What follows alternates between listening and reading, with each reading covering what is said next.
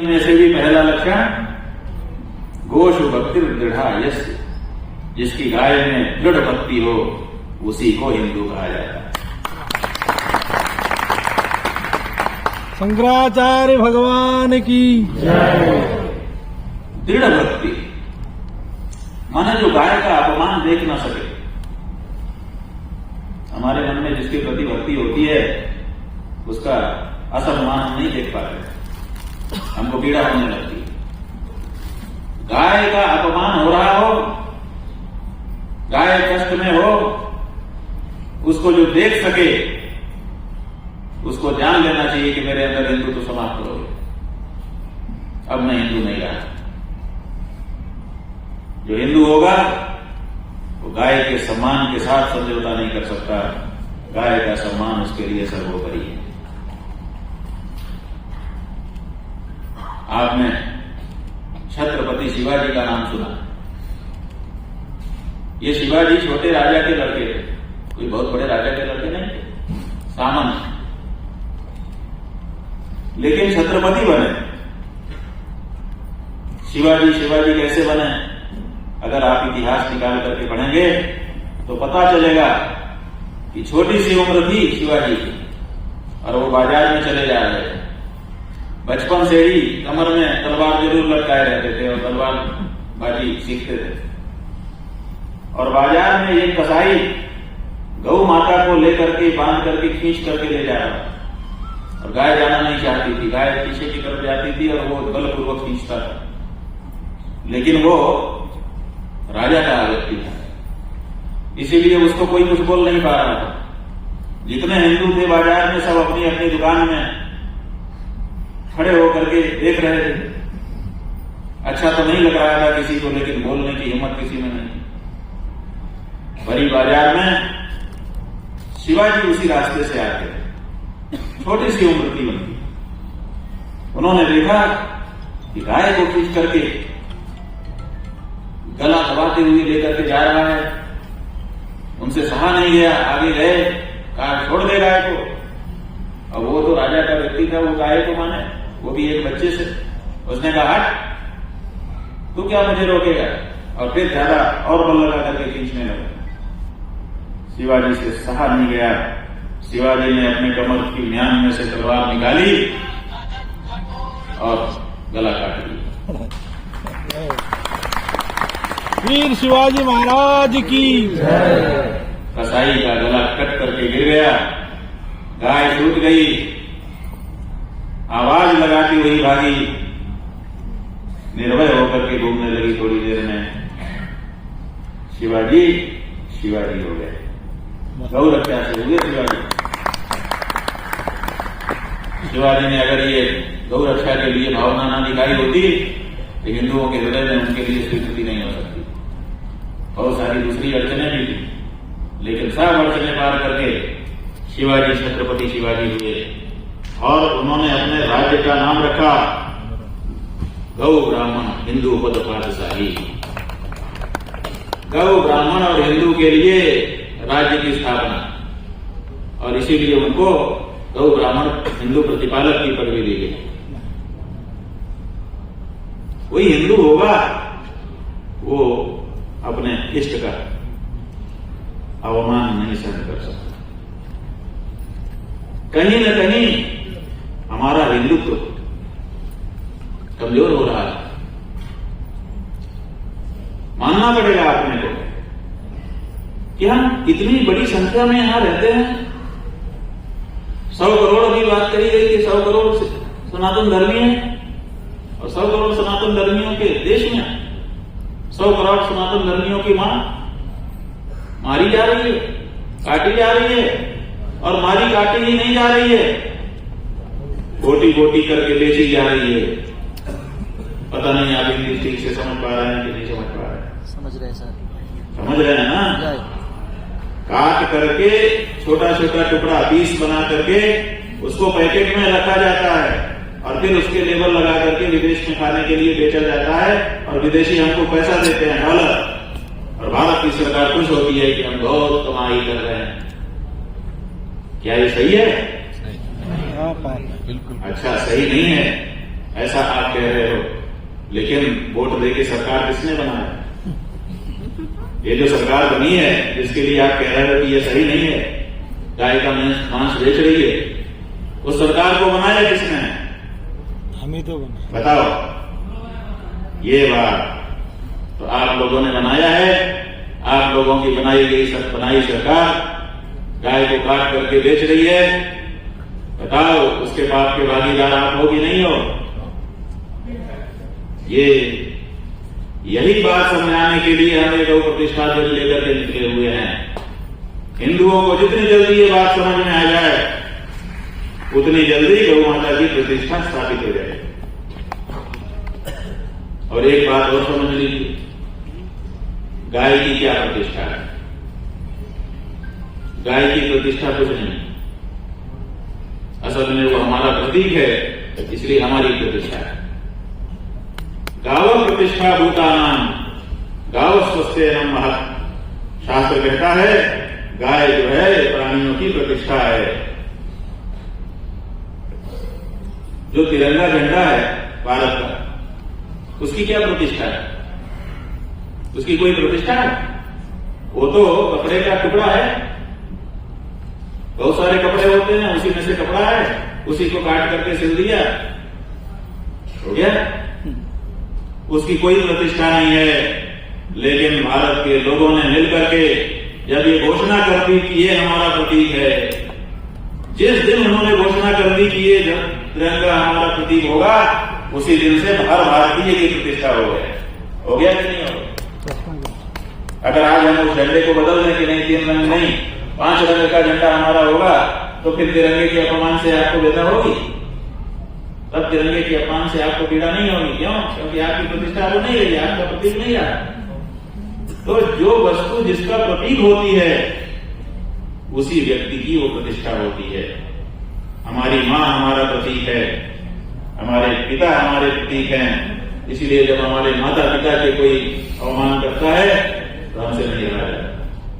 क्यों? क्योंकि उनका अपमान हो गया तो हमारा क्या सम्मान होगा?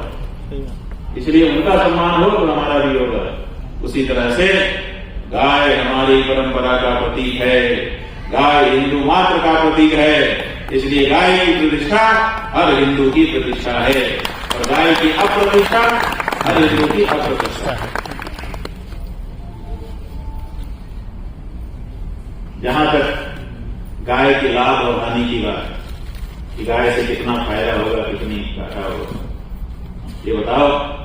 कोई मां से कितना फायदा होगा, कितना घाटा होता है, सोचता है? और मां से कभी घाटा किसी को हुआ है? कोई बता दे खड़ा होकर के कि मेरी मां के कारण मुझे घाटा हो गया। मां से घाटा नहीं होता है। मां न होती तो तुमको ये दुनिया की चीजें तो क्या, तुमको ये शरीर भी ना मिलता। मां के कारण तुमको कुछ मिला है। सबसे बड़ी चीज शरीर मिला है, और उस शरीर से ही संबंधी सारे संसार मिला है। शरीर नहीं तो संसार भी नहीं। घर मकान दुकान कार बाजार सब बेकार। शरीर है तो शरीर के सब संबंधी हैं, और शरीर है क्योंकि माता है। मां न होती तो ये शरीर हमको नहीं मिल सकता था। इसलिए मां से घाटे का तो कोई सवाल ही नहीं है। इसी तरह से गाय के मां से भी हमको कोई घाटा नहीं है। आप देखिए, इतिहास में नजर उठाइए, अनुसंधान करिए। जब हमारे देश में ज्यादा गाय थी तब हमारा देश समृद्ध था, और जैसे जैसे गाय घटी है हमारे देश में, वैसे वैसे हमारी आय घटी है। आज हम कंगाल हो गए। जब हमारे देश में गोकुल होते थे तब हमारा देश सोने की चिड़िया होता है। आज हम कर्जदार। एक बच्चा जन्मता है, उसके ऊपर 1-1.5 लाख का कर्जा अभी आ गया। जब हम छोटे से थे तो हमारे घर में चर्चा होती थी कि हर व्यक्ति के ऊपर 3,000 का कर्जा है। 3,000 का कर्जा। हम समझ ही नहीं पाते थे। हमने जब कभी किसी से लिया ही नहीं तो हमको क्यों कर्जा है 3,000? हम घर में पूछते थे क्या आप लोग कहते हैं हर व्यक्ति के ऊपर, तो क्या हमारे ऊपर भी है? हाँ, तुम्हारे ऊपर भी थी, हम लड़ जाते थे। ये गलत बात कहते हैं, हमने किसी से नहीं लिया। वो कहते तो नहीं लिया तब भी तुम्हारे ऊपर कर रहे हैं, क्योंकि देश के ऊपर कर रहे हैं। आज वो थोड़े ही वर्षों में 3,000-1.5 लाख रुपया हो चुका है। अब आज हर व्यक्ति के ऊपर 1.5 लाख कर रहा है। कितना कर्जा हो गया होगा भारत के ऊपर? कहां भारत सोने की चिड़िया था और कहां अब कर्जदार देश हो गया है। ये विकास, आप विकास के नाम पे वोट दे रहे हो, ये विकास है? विनाश है। लेकिन अंधे हो गए, आंखें लगी नहीं, क्या करो? इसीलिए आंखें खोलो, पानी लाए हैं, मुंह धो लो और समझो कि क्या हो रहा है। आपके वोट लेकर के आपकी माता को काटा और बेचा जा रहा है। इससे बढ़ करके दूसरा दुर्भाग्य का कोई उपक्रम नहीं हो सकता। इसलिए एक एक हिंदू को खड़ा होना होगा और खड़ा होकर के इसका प्रतिकार करना होगा।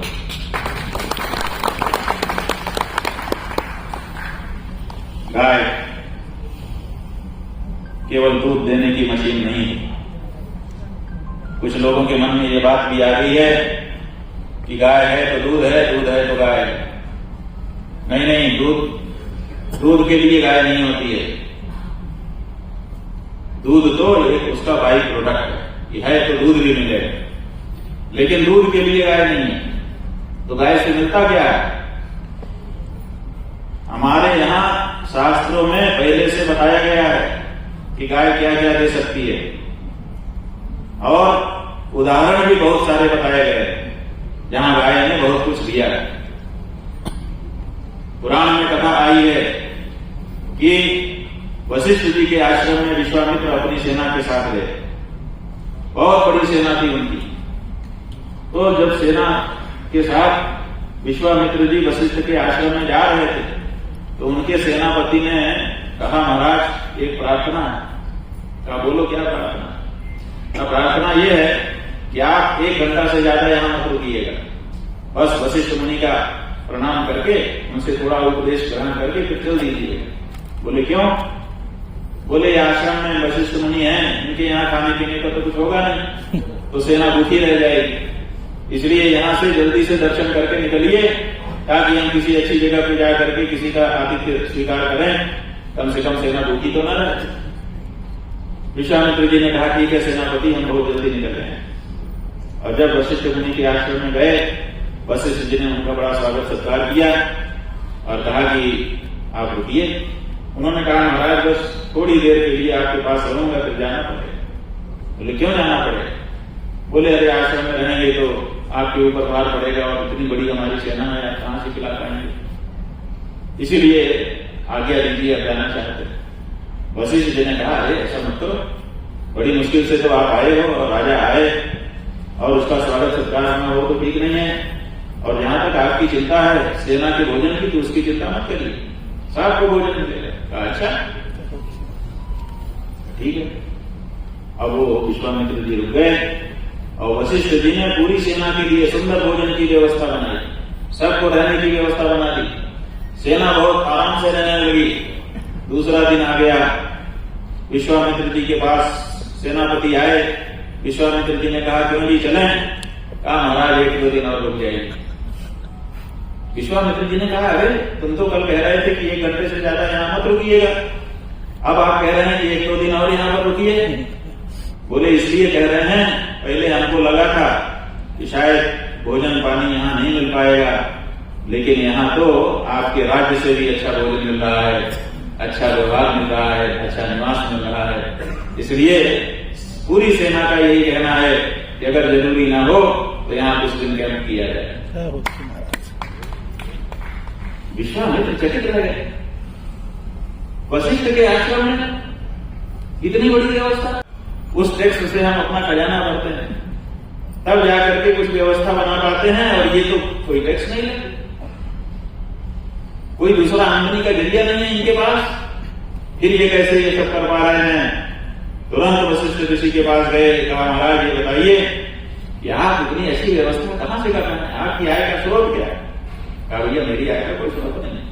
कहा ऐसा कैसे हो सकता है? इतना खर्चा हो रहा है, आप सब कर रहे हैं, कहा वो तो गौ सेवा का परिणाम, हमारी गायों का आशीर्वाद। और आप जानते हैं, सीखना ये चाहिए था विश्वामित्र को कि वो भी गौ सेवा करते और गौ के आशीर्वाद से सब कुछ पा लेते, लेकिन विश्वामित्र ने इस बात को इस रूप में नहीं समझा, दूसरे रूप में समझ लिया। उन्होंने कहा आप हमारी अपनी गाय हमको दे दीजिए, आपकी गाय हम ले जाएंगे। वशिष्ठ जी ने कहा केवल हमारी गाय में ये शक्ति नहीं है, सब गायों में ये शक्ति है, सेवा करो तुम्हें देती है। लेकिन विश्वामित्र समझने को तैयार नहीं थे, उनकी बुद्धि में अर्थ आ नहीं रहा था, समा नहीं रहा था। उन्होंने जिद कर ली, जबरदस्ती ले जाने लगे। गाय बलपूर्वक ले जाई जाती हुई दौड़ करके वशिष्ठ जी के पास आई, क्या आपने हमको इनको दे दिया है? कहा नहीं दिया तो नहीं है। बोले तो कैसे ले जा रहे हैं? कहा बलपूर्वक ले जा रहे हैं। कहा चिंता मत करिए, अगर आपने मुझको नहीं दिया है तो मैं इनके साथ नहीं जाऊंगी। कहा इतनी बड़ी सेना है, कहा उस सेना का सामना भी मैं कर लूंगी, आप चिंता मत करिए। और विश्वामित्र की सेना का नंदिनी ने संभाल लिया। विश्वामित्र अकेले हो गए, माने केवल धन का बल नहीं बल्कि सैन्य बल भी गौ माता के आशीर्वाद से वशिष्ठ जी को। बोलो गौ माता की जय। क्या नहीं मिलता है? कल हमने बताया था, गोपाल ने हमने ध्वज फहराया, हमने बताया कि गाय की सेवा से धर्म अर्थ काम मोक्ष चारों पुरुषार्थ प्राप्त होते हैं। इन चारों पुरुषार्थों के अलावा जो ब्रह्म ज्ञान है, जो दुर्लभ है, जो गुरु से ही मिलता है, लेकिन हमारे उपनिषदों में जो कथा आई है सत्यकाम जाबाल की, उसमें बताया गया है कि सत्यकाम नाम के शिष्य को, जिसका कोई गोत्र नहीं था, जब गुरु जी के पास गया गौतम ऋषि के पास, उन्होंने पूछा तुम्हारा गोत्र क्या है? वो बोला मुझे पता नहीं। कहा मां से पूछ के आओ, पिताजी से पूछ के आओ। बोले पिताजी तो है नहीं, मां है। मां से पूछने गया, मां मेरा गोत्र क्या है? कहा बेटा हमको तो पता ही नहीं। तो ऐसे ही आकर के गौतम ऋषि से बोल दिया कि हमारी मां कहती है कि तुम्हारे गोत्र का हमको पता नहीं, माने तुम्हारे पिता का हमको पता नहीं। गौतम ऋषि ने कहा इतना सच अपने उद्भव के बारे में ब्राह्मण ही बोल सकता है, दूसरा कोई नहीं बोल सकता, इसलिए मैं तुमको ब्राह्मण घोषित करता। गुरु ने तो उसको ब्राह्मण घोषित करके गुरुकुल में प्रवेश ले लिया, लेकिन जो दूसरे शिष्य थे वो सोचने लगे कि इसका कोई गोत्र नहीं है और ये हमारे साथ आएगा। गुरु जी समझ गए। उन्होंने जो गौशाला में बूढ़ी और बीमार और बहुत दुबली हो चुकी 300 गायें थी, उनको छटवाया और छटवा करके सत्यकाम को दिया। कहा बेटा ये 300 गायें हैं, इनको लेके जाओ, इनकी सेवा करना, और जब ये 1000 हो जाए और हृष्ट पुष्ट हो जाए तब मेरे पास आना, नहीं तो मत आना, तब मैं तुमको पढ़ाऊंगा। उसने कहा ठीक है गुरु जी। 300 बूढ़ी बीमार लाचार दुर्बल गायों को लेकर के सत्यकाम जंगल में गया, उनकी सेवा उसने आरंभ की और देखते देखते सब गायें हृष्ट पुष्ट भी हो गई और उनकी 1000 संख्या भी हो गई। और उन्हीं में से एक साल सत्यकाम के पास आया, बोले आप हमको अपने गुरु के आश्रम में ले चलिए, क्योंकि आपके गुरु ने कहा था जब 1000 हो जाए तो आ जाना। कहा हो गए 1000? कहा हम 1000 हो चुके। बोले चलो तब तो बहुत जरूरी है चलना, क्योंकि ब्रह्म ज्ञान तो वही देंगे। उस सांड ने, बैल ने कहा, गौ माता के पुत्र ने कहा कि देखो पूरा ब्रह्म ज्ञान तो मेरे पास नहीं है, लेकिन एक चरण नहीं 25% ब्रह्म ज्ञान मुझको है, वो मैं तुमको बता देता हूं। गाय के बेटे ने ही 25% ब्रह्म ज्ञान सत्यकाम को बता दिया। बाद में 25% अग्नि ने, 25% हंस ने और 25% कुक्कुट ने, ऐसे करके 100% ब्रह्मज्ञानी गुरु जी के पास जाने के पहले ही सत्यकाम बन गया। सतगुरुदेव भगवान की जय। गौ सेवा से ये सब प्राप्तियां हुई। ऐसे अनेकों हजारों उदाहरण अपने इतिहास में पड़े हुए हैं। हमारे पूर्वजों ने गौ माता का आशीर्वाद दिया। देखो गाय जब छोटी रहती है तब मूत्र देती है। जो छोटी गाय होती है बछिया, उसका मूत्र फायदेमंद होता है। उसके बाद और बड़ी होती है तब गोबर देती है। अभी जापान के लोगों ने गोबर से रॉकेट का ईंधन बना दिया है। आप लोग अभी गोबर गैस रोटी पकाने के लिए बना पाए हो, और जापान के लोगों ने रॉकेट के लिए ईंधन गाय के गोबर से बना दिया। तैयार हो गया, परीक्षण भी हो गया। गाय के गोबर की शक्ति को लोग धीरे धीरे पहचान रहे हैं और धीरे धीरे उसकी महत्ता को समझ रहे हैं। और हमारे यहाँ गाय को गोबर करने वाली समझ करके उसको घर से हटाया जा रहा है, फिनाइल से पोछा लगाया जा रहा है, और समझ रहे हैं कि हमारा विकास हो रहा है। विकास नहीं हो रहा है, विनाश हो रहा है। ये बुद्धि शास्त्र में लिखा हुआ है कि गाय के गोबर से, गाय के मूत्र से जिसको जुगुप्सा, घृणा होती है, उसको दोष लगता है, पाप लगता है। तो गाय के मूत्र से और गोबर से लोगों को घृणा उत्पन्न कर दी गई है। इसका मतलब पाप की प्रवृत्ति हमारी बना दी गई है। यही गाय का मूत्र है, यही गाय का गोबर है, जिसमें हमारा सारा का सारा आयुर्वेद शास्त्र निर्मित हुआ है। बड़े बड़े रोगों की दवा है। अभी हमारे गजल श्रीनिवास जी, गजल श्रीनिवास, गजल सम्राट बोले, जिन्होंने बताया कि कैसे गोमूत्र से कैंसर गायब हो गया। हम पूरा तेलुगु तो समझ नहीं रहे थे, लेकिन इतनी बात हम समझ गए। अपने काम की बात हमने समझ ली। कोई किसी भाषा में बोले, अपने काम की बात सबको समझ में आ जाए। तो हमको ये समझ में आया, अभी वैज्ञानिकों ने, आपके शास्त्र वालों ने नहीं, वैज्ञानिकों ने ये शोध की है कि दो तरह का दूध है। दूध एक तरह का नहीं है, एक A1 और एक A2। जो A1 दूध है वो उनकी गाय का, जर्सी गाय, हमारी गाय नहीं। असल में हमारे यहाँ गाय जैसी जो चीज है उसको भी गाय लोग कहने लग गए हैं। ये भी एक समस्या है। हमारे यहाँ दो शब्द है संस्कृत भाषा में, एक है गाय और एक है गवय। गो और गवय, तो गो माने गाय और गवय माने गाय जैसा। तो गाय जैसा जो प्राणी है उसको भी लोग गाय समझ रहे हैं। वो गाय नहीं है, वो उसके दूध को A1 कह रहे थे, नंबर उसका रैंकिंग ऊंची कर रहे थे। लेकिन जब लोगों ने उसको पिया और उसका परीक्षण हुआ तो पता चला कि वो तो उल्टा हो गया। जो जिसको A2 कहा था, हमारी गाय के दूध को A2 कहा। क्यों कहा? यही उनके मन में पक्षपात था। अपनी गाय का दूध A1 और हमारी गाय का दूध A2। कोई बात नहीं है, तुम पक्षपात कर लो, लेकिन जब कसौटी पे कसे जाओगे तब क्या होगा? और कसौटी पे कसा गया। A1 दूध पीने वालों को कैंसर होने लगा और A2 दूध पीने वालों का कैंसर दूर होने लगा। अब वैज्ञानिकों ने घोषणा की कि A2 दूध जो है वो कैंसर को खत्म करने का कारण है, इसलिए इसकी कीमत आम दूध से, A1 दूध से 10 गुना ज्यादा होगी। तो 30 रुपए का जो दूध A1 है, उसी की जगह जो A2 मिल्क है उसकी 300 की कीमत हो गई। जो घी 300 में मिल रहा है वो 3000 में मिलने लग गया। तो देशी गाय की पूछ पड़ गई। भारत की सरकार घबरा गई। क्यों घबराई है? ये तो अनुसंधान का विषय है, इसमें घबराने की बात नहीं है। इसमें तो गर्व करने की बात थी कि हमारी देशी गाय का महात्म पूरी दुनिया ने समझा, वैज्ञानिकों ने प्रमाणित कर दिया। हमारे शास्त्र तो पहले से कहते थे, लेकिन भारत की सरकार घबरा गई। और अभी पीछे 2 महीना पहले अगस्त 2025 ईस्वी में भारत की सरकार ने एक कानून निकाल दिया कि जो पैकेट है उसके ऊपर A1 A2 नहीं लिखा जाए, माने सबकी कीमत एक रहेगी।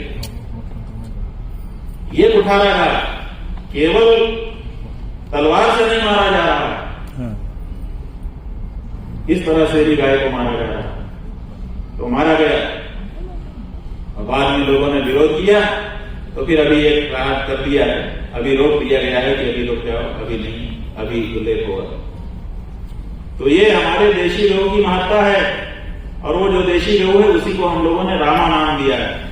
रामा का मतलब राष्ट्र का रा और माता का माँ, अथवा राज्य का रा और माता का माँ।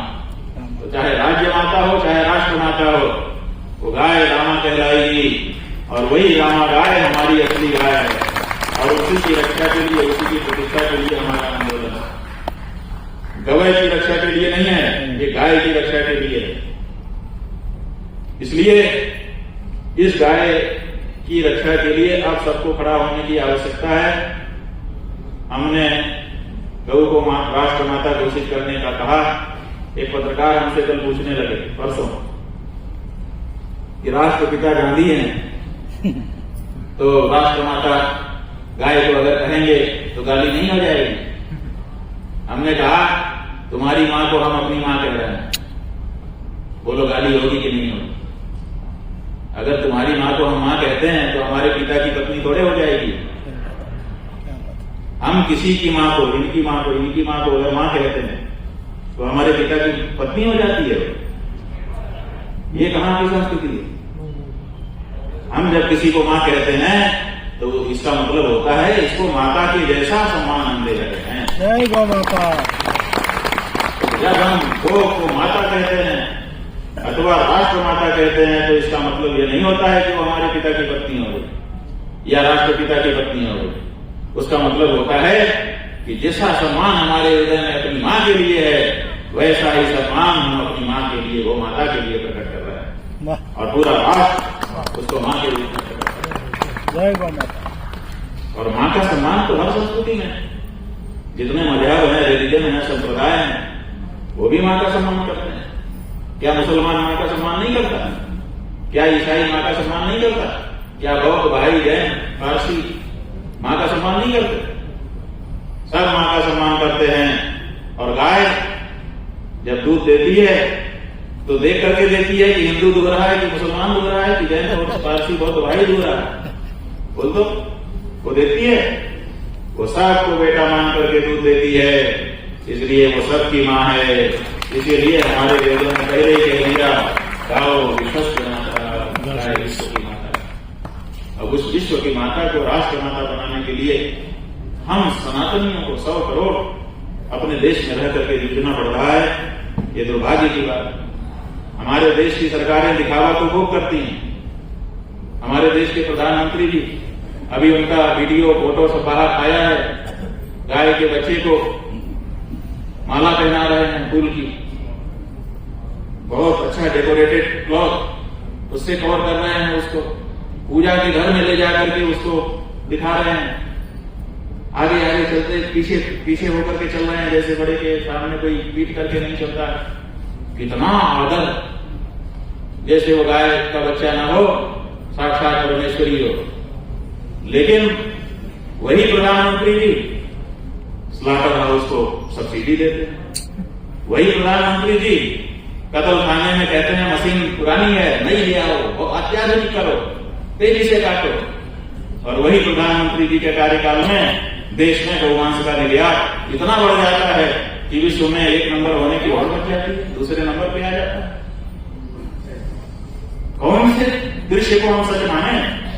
वो जो पूजा घर में पूजा करने वाला दृश्य है प्रधानमंत्री का, वो सच है कि वो जो स्लॉटर हाउस से चंदा लेकर के स्लॉटर हाउस को बढ़ावा देना और देश को गौमांस निर्यात में सबसे ऊंचा उठा देना, ये सच है? समझ में नहीं आता है कि सच क्या है।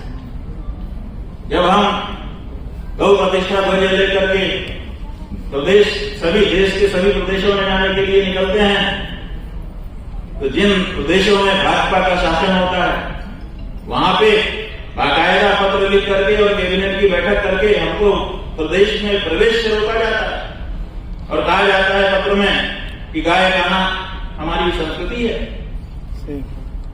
हमको दुख होता है।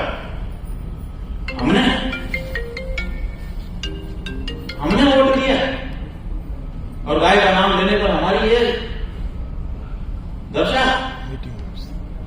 इससे आप लोगों को बचना है।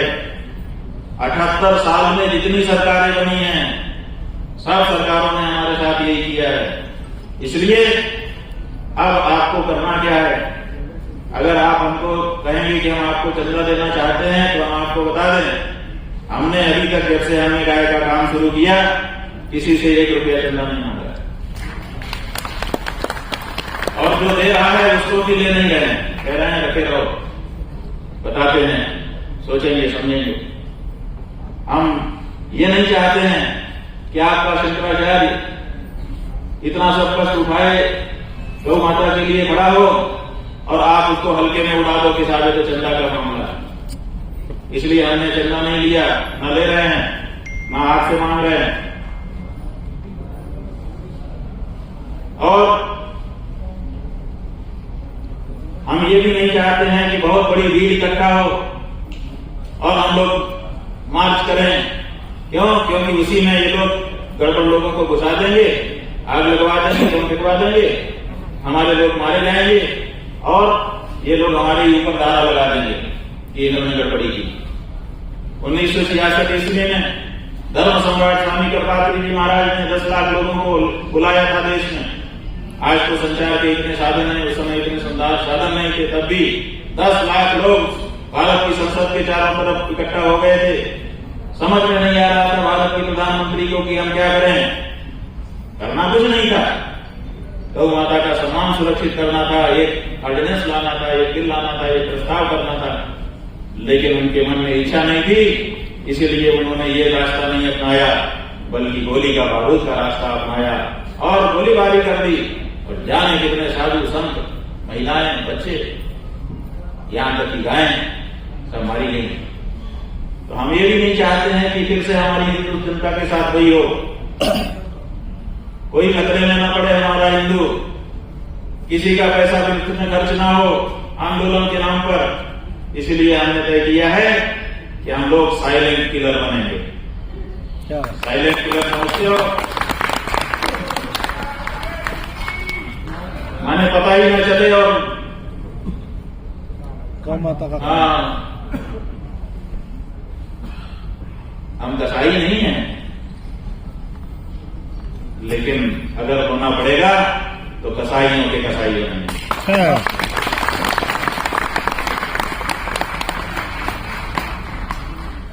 और कसाईयों का कसाई बनने का तरीका यह है कि मन में दृढ़ संकल्प कर लो कि अब XYZ को वोट नहीं देना है, अब वोट देना है तो गौ माता के भक्त नेता को देना।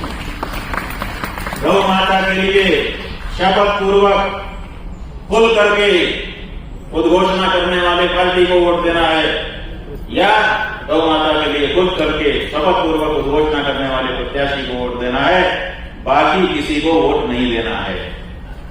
और जब कोई वोट मांगने आए तो उससे हाथ जोड़ के कह देना है, भैया जी वोट तो हम आप ही को देना चाहते हैं, लेकिन क्या करें, शंकराचार्य जी ने शपथ करवा दी है, अब हम उसी को दे सकते हैं जिसने ये घोषणा की हो शपथ पूर्वक। जय जय गौ माता। अगर हमारा वोट लेना चाहते हो तो आप भी ऐसी घोषणा कर दो, और अगर नहीं कर पाओगे तो हम तो मजबूर हैं। जब ये घर घर से लोगों को, नेताओं को जवाब मिलने लगेगा तो हर पार्टी आपका वोट लेने के लिए गौ भक्त बन जाएगी।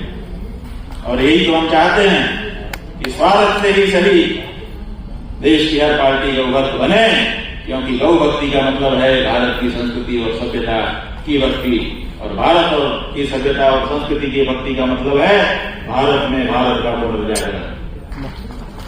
भारत को इंडिया और अपनी इंडिया नहीं बनाना है, भारत को गौरवशाली भारत बनाए रखना है, हमारी चुनौती ये है। और उसके लिए ये कदम हम सबको मिलकर के उठाना पड़ेगा, पार्टियों का परिष्कार करना पड़ेगा। पहले हम लोगों ने सोचा कि एक गाय की पार्टी ही खड़ी कर देते, लेकिन फिर बाद में उससे हम लोग अलग हो गए, क्योंकि हमने समझ लिया कि जो भी राजनीति में आएगा अच्छा आदमी भी होगा तो आगे चल करके बुरा हो जाएगा। राजनीति ऐसा दलदल है, काजल की ऐसी कोठरी है कि कितना भी सयाना घुस जाए वो कहीं ना कहीं से काला होकर निकलेगा। तो ऐसी परिस्थिति में हम अच्छे लोगों को बर्बाद नहीं करना चाहते, लेकिन बुरे लोगों को अच्छा जरूर बनाना चाहते हैं। इसलिए जो गड़बड़ी हमारे देश के नेताओं में आ गई है उसको दूर करने का उपाय यही है कि पहले उनके मन में लोक भक्ति जागृत की जाए। और गौ भक्ति जो है वो वोट भक्ति के कारण जागृत होगी। वोट नहीं मिलेगा इसलिए गौ भक्त बनो। तो 33 करोड़ देवता गाय के शरीर में रहते हैं, ऐसा हम लोगों ने शास्त्रों में पढ़ा सुना। एक बच्चे ने 7-8 साल पहले हमसे पूछा था कि गाय के शरीर में कितने देवता रहते हैं, तो हमने जल्दी से कह दिया 33 करोड़। वो बोला अच्छा 35 के नाम बताइए, 35 करोड़ के। तो हमने कहा भैया 33 कोटि भी अर्थ होता है, तो 33 कोटि अर्थ तो हमको पता था, हमने बता दिया। अब 33 करोड़ का नाम हम कहां से बताएं? उसने कहा कोई किताब हो जिसमें 33 करोड़ देवताओं के नाम लिखे हो तो उस किताब का नाम आप बता दीजिए, हम पढ़ लेंगे। हम तो चुप हो गए, हमने कहा बेटा अभी हमको ऐसी किताब भी पता नहीं। लेकिन आज उस बच्चे का नाम तो हमको पता नहीं है यार, वो कहाँ है, क्या नाम था, कैसे पता करें। लेकिन जहां भी होगा धीरे धीरे वो जान जाएगा कि उसके जवाब के लिए हम तैयार हो गए हैं। अब हम उसको 33 करोड़ देवताओं के नाम देने वाले हैं। भगवान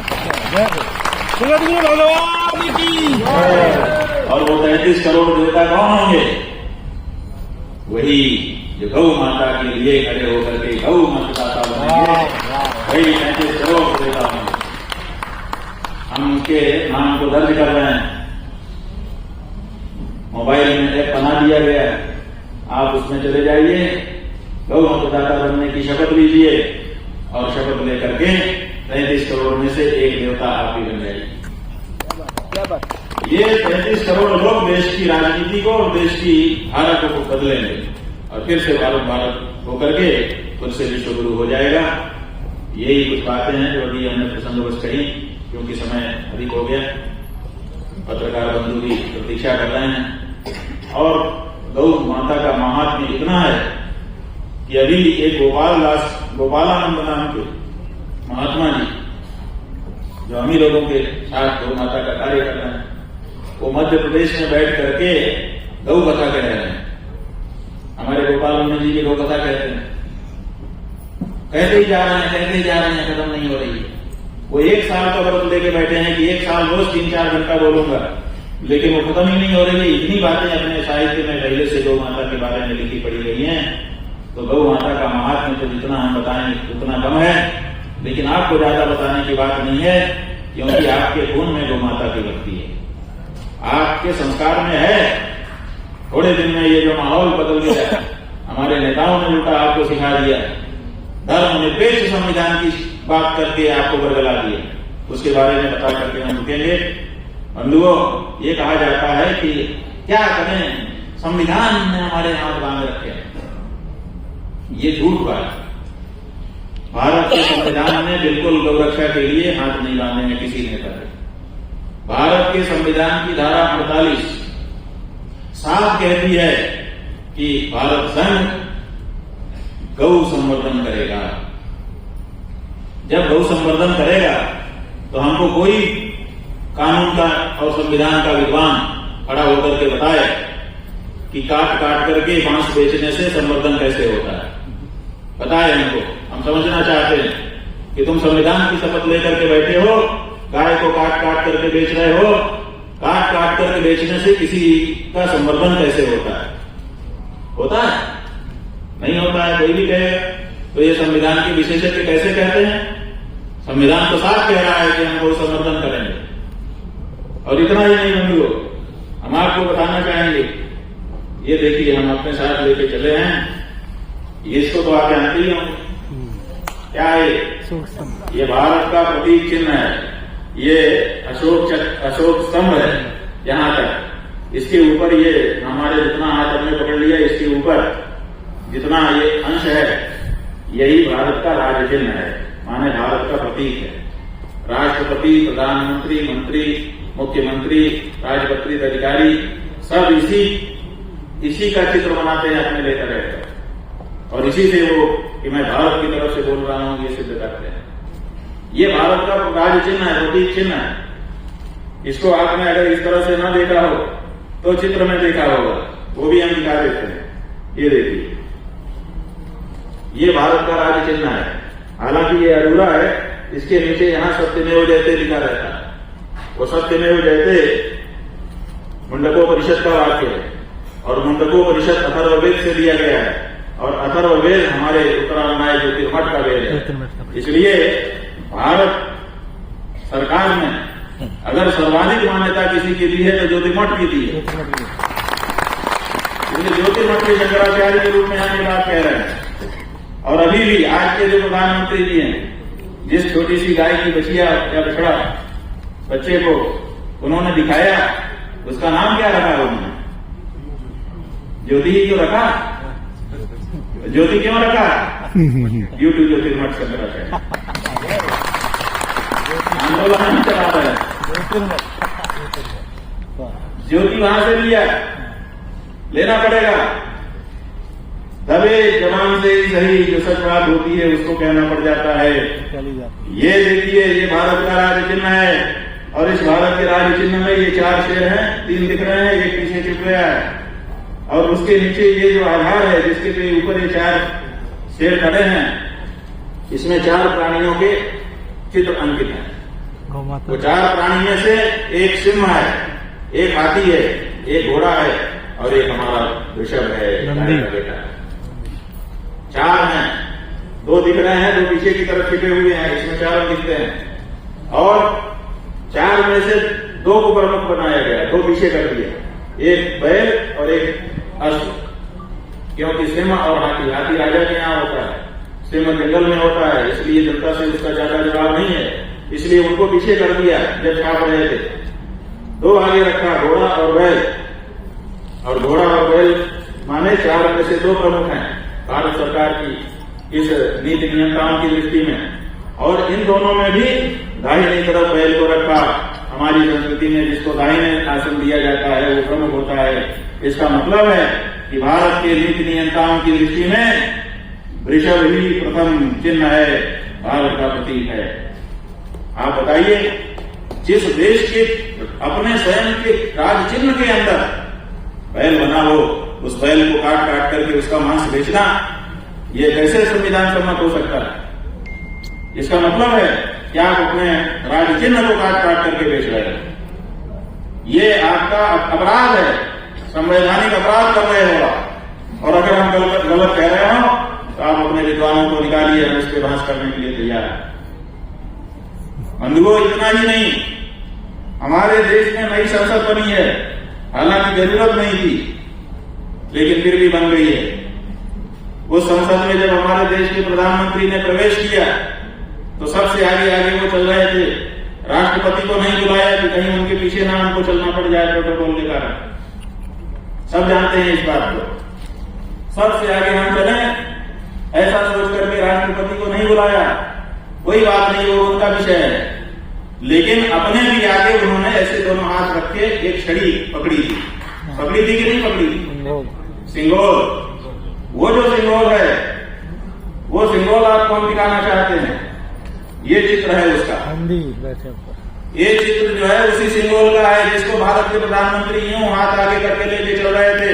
मतलब अपने आगे अपने राष्ट्रपति को तो नहीं रखा था, अपने आगे भी इस सिंगोल को रखा था। और उस सिंगोल के सबसे ऊपर टॉप में कौन बैठा है? नंदी भगवान। ये देखिए, ये पूरा सिंगोल है, ये उसका ऊपर का अंश है, और उसके ऊपर ये नंदी।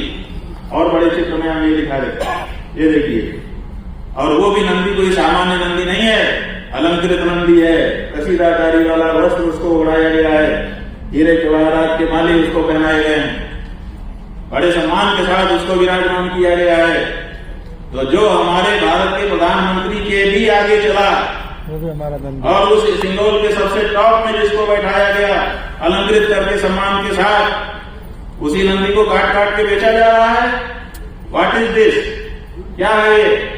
हम पूछना चाहते हैं भारत की सरकार से, भारत के प्रधानमंत्री से, भारत के राष्ट्रपति से, और भारत के कानून मंत्री से, भारत का अभिमान रखने वाले हर व्यक्ति से, ये क्या हो रहा है? ये पाखंड क्यों किया जा रहा है? या तो इस सिंबल को हटा दीजिए भारत की संसद से, या तो भारत के राज्य चिन्ह को काट करके आधा कर दीजिए। और अगर ये करने की हिम्मत नहीं है तो तत्काल गौ हत्या को रोकिए। गौ माता की जय। आप बताइए, हमारे ये प्रश्न उचित है कि अनुचित है? उचित है तो दोनों हाथ उठाइए। बिल्कुल उचित है। और हाथ उठाने का मतलब है कि आप भी इस बात को आगे बढ़ाइए कि अत्याचार हो रहा है, अनाचार हो रहा है, पाखंड हो रहा है, सरकारों से हम इसकी आशा नहीं करते हैं। आप हटा दीजिए इन चिन्हों को, हम स्वीकार कर लेंगे अगर हमको भारत में रहना होगा। और अगर आप इसको स्वीकार किए हो, जब तक आपने इसको स्वीकार किया है तब तक आप ये कार्य नहीं कर सकते। यही हमारी मुहिम है, हमारा वेद, हमारी शास्त्र, हमारी पुराण, हमारी परंपरा, हमारा इतिहास चिल्ला चिल्ला करके कह रहा है। और आज का हमारा वर्तमान व्यवहार अभी भी बहुमत देश में बहुसंख्यक है, तो ये तो वही है। और इसके साथ आपका संविधान और आपका राज्य चिन्ह और आपका सिंबल सब कुछ चिल्ला चिल्ला करके कह रहा है कि आप बहुत बड़ी गलती कर रहे हैं, बहुत बड़ी मिस्टेक कमिट कर रहे हैं, इसको तुरंत सुधारने की आवश्यकता है। और ये बात हम लेकर के आगे जा रहे हैं। गोली चलाने के लिए 66 में गोली चला दी गई, हम रुक गए। हमको बड़ा आश्चर्य होता है, गोली चला दी गई, कुछ हजार लोग हमारे मर गए और हम रुक गए। अच्छा ठीक है, अब हम नहीं मरेंगे, हमारी गाय भले मरे, मां भले मरे। नहीं बंधु, यह सही रास्ता नहीं है। हमारे प्राण रहें चाहे न रहें, हमारे प्रतीक के प्राण रहने चाहिए, क्योंकि उसी से हमारे।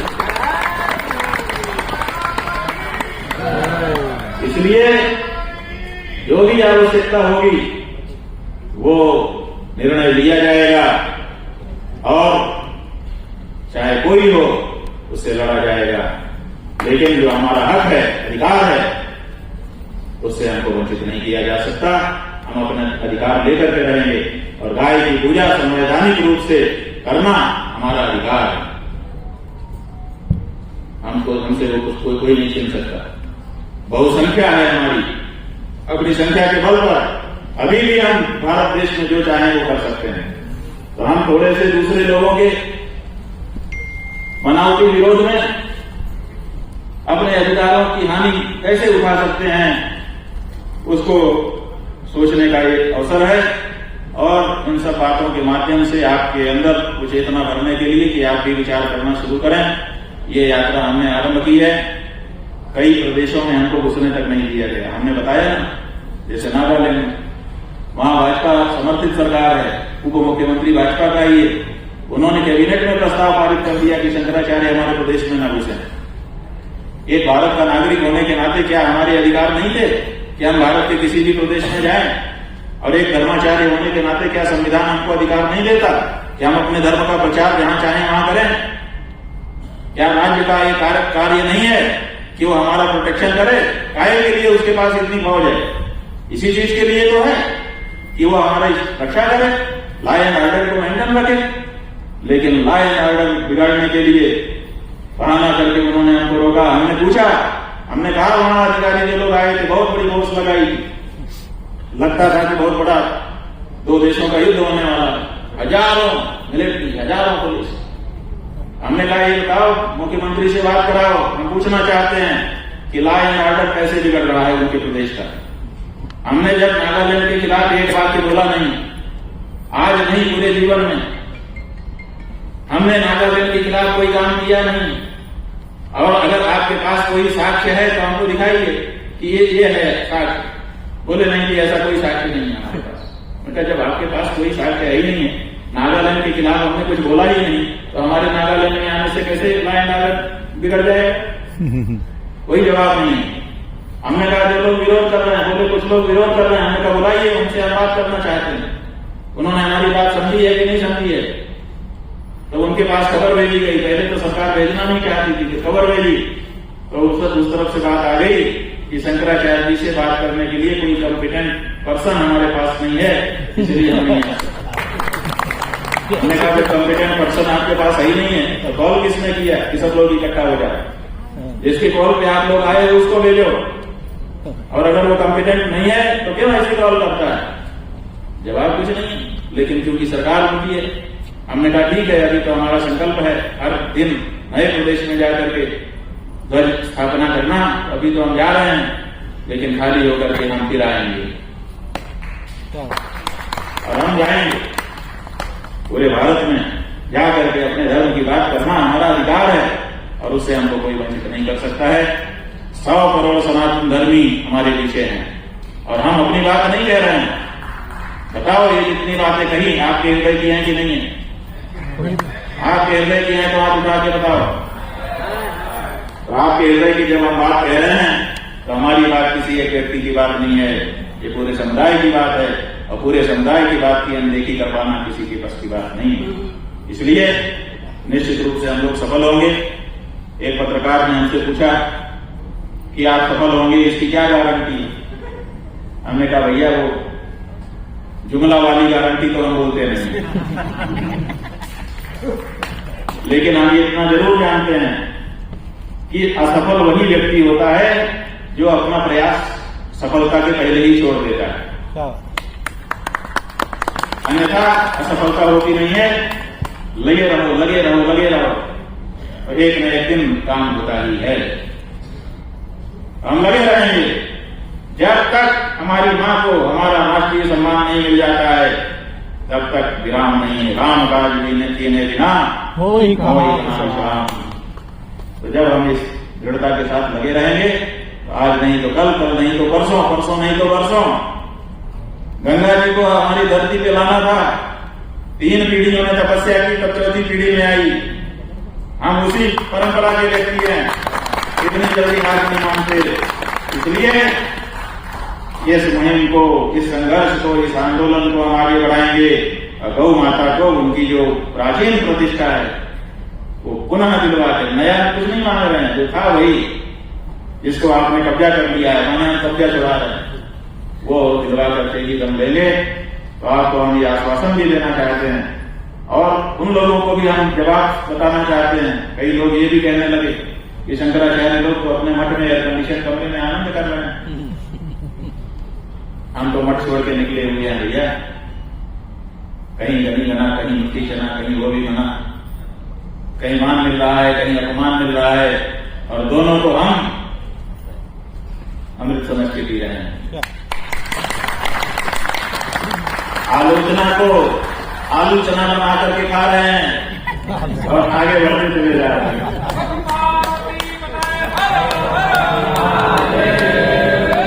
हमारी जिद है कि गाय माता की जो प्रतिष्ठा हमारे पूर्वजों ने पहले से दी हुई है वो फिर से कायम होनी चाहिए। अगर जिद गलत हो तो रोक दो और अगर अच्छी है तो गौ माता की जयकारे के नारे लगाओ। गौ माता। एक बात और कह करके पूरा कर दें, वो ये है कि एक श्री रामचंद्र यादव जी हैं। ये बताया गया हमको अभी यही मंच पे बैठने के बाद कि दक्षिण भारत के सभी अखबारों में आज इनका नाम और फोटो आया हुआ है और इन्होंने ये कहा है कि तिरुपति में जो लड्डू में अपद्रव्य मिलाए जा रहे हैं उसके निवारण के लिए ये कह रहे हैं कि 1 लाख देसी गाय तिरुपति मंदिर को ये खरीद करके 1000 करोड़ रुपया भी अगर खर्च हो तो देना चाहते हैं।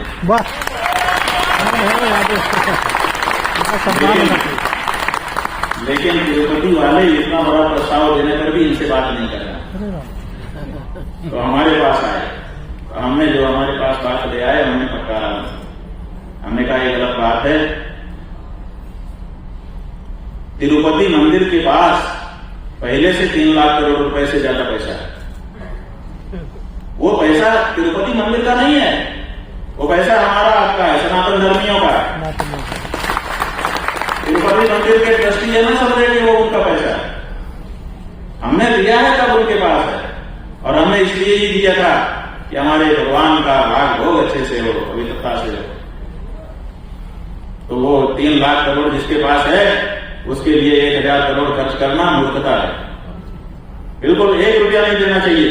बल्कि हम तो कहते हैं तिरुपति मंदिर के ट्रस्टी जब तक अपनी गौशाला बना के अपने यहाँ उत्पन्न किए घी से लड्डू बनाना शुरू करना कर दें तब तक तिरुपति में दान देना बंद करो।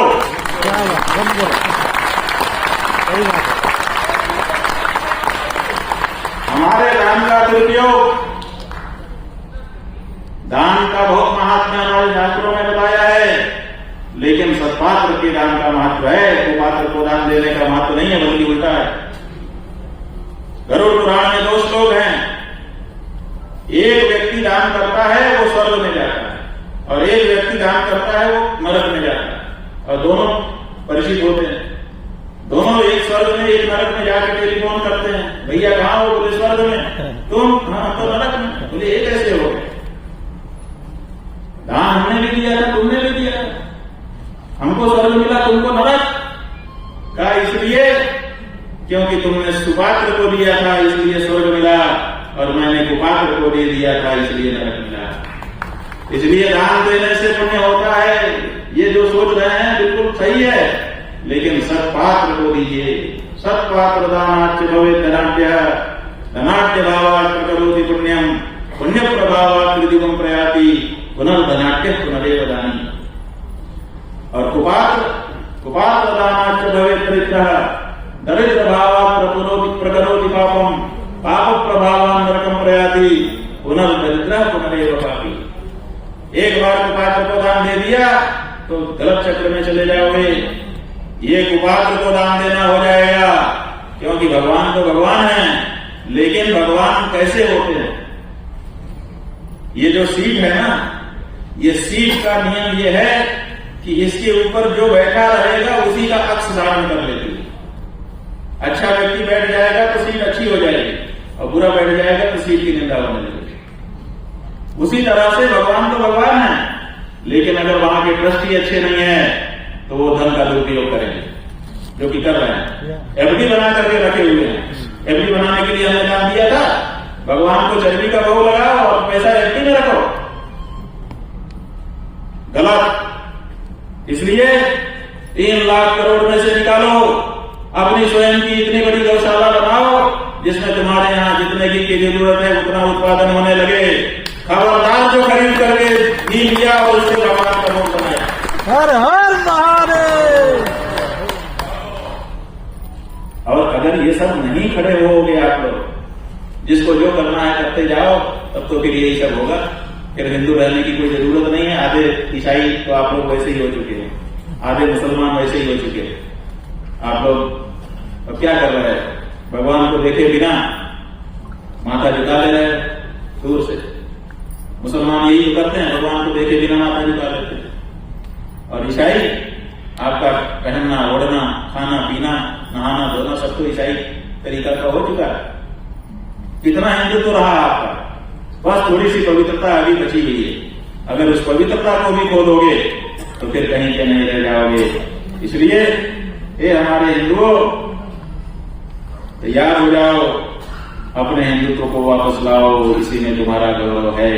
और ये यादव जी, रामचंद्र यादव, ये रामचंद्र यादव जी, आपके पास अगर 1000 करोड़ रुपया है तो किसी को मत दो, स्वयं एक गौशाला बनाओ, उसमें घी उत्पन्न करो शुद्ध, और तिरुपति मंदिर लेकर के जाओ और वहां घी रख करके खड़े हो जाओ, ये मैं शुद्ध घी लेकर के आया हूं, समर्पित करता हूं, इसी में भोग बनाइए। और उसके बाद अगर नहीं बनाएंगे तो हम लोग खुद खड़े हो जाएंगे, पकड़ के देखे तो फांसी से चढ़वाएंगे। ऐसा नहीं है। जनता जब विरुद्ध हो जाती है ना तो बड़े बड़े राजाओं को भागना पड़ता है। अभी कौन सी बेगम खालिदा जिया, कौन थी? खालिदा जिया। बांग्लादेश है। जब जनता आने लगी तो मिलिट्री ने कहा 45 मिनट है, भागो, तो अपना 5 सूटकेस लेके भागना पड़ा कि नहीं? तो इसलिए ये मत सोचो कि कुछ भी करोगे और रह जाओगे। जब जनता आपके विरुद्ध हो जाएगी, जनता को बात समझ में आ जाएगी, तो क्या दृष्टि क्या क्या सब खत्म हो जाएगा। इसलिए भगवान के भोग में पवित्रता बनाए रखने की जिम्मेदारी तिरुपति व्यवस्था से लगे हर एक व्यक्ति की है। और अगर उसमें कोई कमी होती है तो उसका वो दोषी है, और दोषी को दंड नहीं दिया तो ये भी पाप होता है। जो नहीं दंड करो फल तोरा, भ्रष्ट हो श्रुति मार्ग मोरा। भगवान ने स्वयं का ये श्रुति का मार्ग है कि दोषी को दंड देना। तो बस कुछ बातें कहीं, आप लोग घर में भोजन बनाते हो तो बहुत सारे चावल एक ही बटोरी में डाल देते और फिर आग लगा के पकाते हो और एक चावल को देख के ऐसे करते हो और अंदाजा लगा लेते हो कि पूरा कैसा है। करती हो ना माता आप लोग? तो उसी तरह से हमने एक चावल यहाँ पे आपके सामने रखा पूरी बटलोई का। इसी चावल से बाकी सब भावों का अंदाजा आप लगा ही लेंगे, ऐसा हमको विश्वास है। इतना ही कहकर यहाँ पर हमारे CL राजन जी और MD विजया राजन जी, उनके सुपुत्र श्रीकांत जी और सौम्या चिलप्पा गिरी और उनके दोनों बच्चे और हमारे MP पुरोहित जी और इधर हमारे गोविंद हरी जी जो हमारे पुराने समय से ही बहुत प्रेमी हैं, हमारे जयपाल नायर साहब जो PGD वाले, और इधर पीछे हमारे नागेश्वर राव जी जो कि परम धर्म संसद में हमारे सहयोगी भी हैं, और गजल वाले श्रीनिवास जी और चतुर्वेदी जी और भी सब नाम